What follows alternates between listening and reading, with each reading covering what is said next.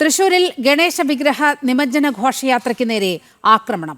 CPM പ്രവർത്തകൻ മനോജാണ് കമ്പിവടി ഉപയോഗിച്ച് വിഗ്രഹത്തെ തകർക്കാൻ ശ്രമിച്ചത്. തൃപ്രയാർ എടത്തുരുത്തിയിൽ ഇന്നലെ വൈകിട്ടാണ് സംഭവത്തിൽ പ്രതിഷേധിച്ച് ഹിന്ദു ഐക്യവേദി പ്രതിഷേധ മാർച്ച് സംഘടിപ്പിച്ചു. വിവരങ്ങളുമായി സാനു കെ സജീവ് ചേരുകയാണ്. സാനു, ഈ സനാതനധർമ്മത്തിന് നേരെ ഇങ്ങനെ വലിയ ആക്രമണം നടക്കുകയാണ്. തൊട്ട് മുൻപുള്ള ദിവസമാണ് പാലക്കാട്ട് നമ്മൾ കണ്ടത്. ചെഗുവേരയുടെ ചിത്രത്തിനൊപ്പം ചെമ്പട്ടണിഞ്ഞ ഗണപതിയെ ഉയർത്തിക്കൊണ്ട് DYFI നിമജ്ജന ഘോഷയാത്ര സംഘടിപ്പിക്കുകയുണ്ടായി. എന്താണ് സംഭവിച്ചത് തൃശൂരിൽ?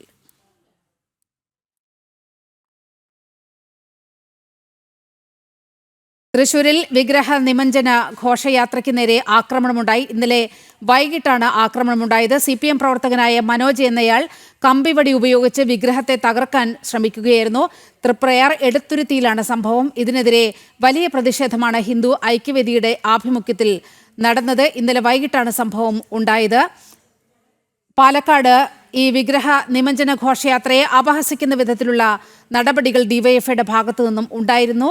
സാനു, കേൾക്കാമോ? ഇതിന്റെ തൊട്ട് പുറകെയാണ് ഇപ്പോൾ തൃശൂരിൽ ഗണേശ വിഗ്രഹ നിമജ്ജന ഘോഷയാത്രയ്ക്ക് നേരെ തന്നെ ആക്രമണം ഉണ്ടായിരിക്കുന്നത്. വിവരങ്ങൾ.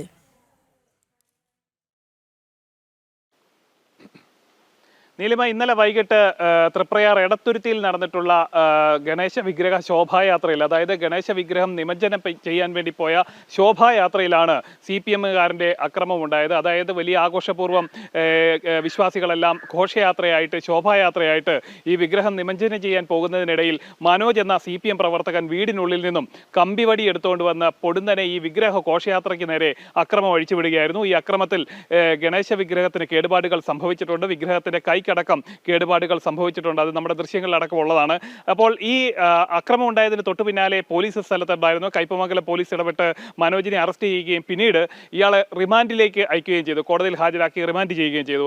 ഇതിനുശേഷം, അതായത് ഈ കയ്പമംഗലം പോലീസ് മനോജിനെ അറസ്റ്റ് ചെയ്തതിന് തൊട്ടു പിന്നാലെ CPMന്റെ ഭാഗത്തു നിന്നുള്ള ഷാഫി എന്ന് പറയുന്ന ഒരു നേതാവ് ഇയാളെ ഇറക്കിക്കൊണ്ടുവരുന്നതിന്, അല്ലെ പോലീസിലെത്തിയിട്ട് ചില സമ്മർദ്ദങ്ങളൊക്കെ ചെലുത്തി പുറത്തു കൊണ്ടുവരുന്നതിന് വേണ്ടിയിട്ടുള്ള ശ്രമം നടത്തി എന്നാണ് ഹിന്ദു ഐക്യവേദി അടക്കമുള്ള ഹൈന്ദവ സംഘടനകളും ഒപ്പം തന്നെ സംഘപരിവാർ സംഘടനകളും ആരോപിക്കുന്നത്. അതായത് ഇത്തരം ഒരു അക്രമം നടത്തിയ ആളെ തള്ളിപ്പറയുന്നതിന് പകരം അയാളെ സംരക്ഷിക്കാനും നിയമസഹായം എത്തിച്ചു നൽകുന്നതിന് വേണ്ടിയിട്ടുള്ള ക്രമീകരണങ്ങൾ CPMന്റെ ഭാഗത്തു നിന്നുണ്ടായി എന്നാണ് സംഘപരിവാർ സംഘടനകൾ ഉന്നയിക്കുന്ന ആരോപണം.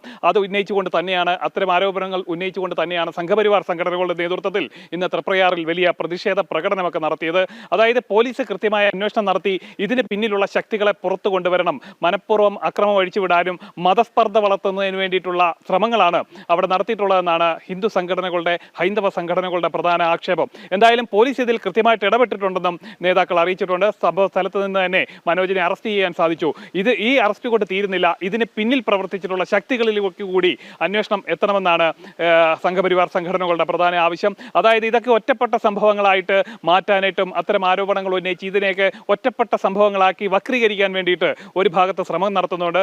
സംഘടിതമായിട്ടുള്ള അക്രമം നടത്തുന്നതിന് പകരം ഒറ്റപ്പെട്ട സംഭവങ്ങളിലൂടെ, ഒറ്റപ്പെട്ട ആക്രമണങ്ങളിലൂടെ ഇത്തരം ആഘോഷങ്ങളെ വില കുറച്ച് കാണിക്കാനും അല്ലെങ്കിൽ അതിൻ്റെ ആ പവിത്രത ഇല്ലാതാക്കാനും നടത്തുന്ന ശ്രമങ്ങളുടെ ഭാഗമായിട്ട് തന്നെയാവണം ഇപ്പോഴത്തെ അക്രമം തൃശ്ശൂരിൽ ഉണ്ടായിരിക്കുന്നത്. പാലക്കാടും സമാന നിലയിൽ തന്നെ അക്രമങ്ങളൊക്കെ ഉണ്ടായിരുന്നു കഴിഞ്ഞിടങ്ങളിലൊക്കെ.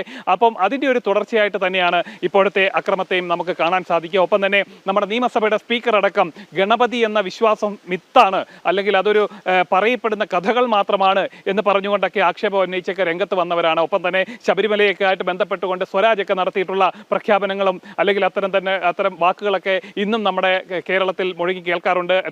അന്നത്തെ വാക്കുകളൊക്കെ ഇപ്പോഴും സമൂഹ മാധ്യമങ്ങളിലടക്കം നിറഞ്ഞു നിൽക്കുന്ന ഒരു കാലത്തുകൂടിയാണ് നമ്മൾ പോകുന്നത്. അതിന്റെ പശ്ചാത്തലത്തിലാണ് ഇപ്പോഴത്തെ അക്രമത്തെയും ഹൈന്ദവ സംഘടനകൾ കാണുന്നത്. നീലിമ,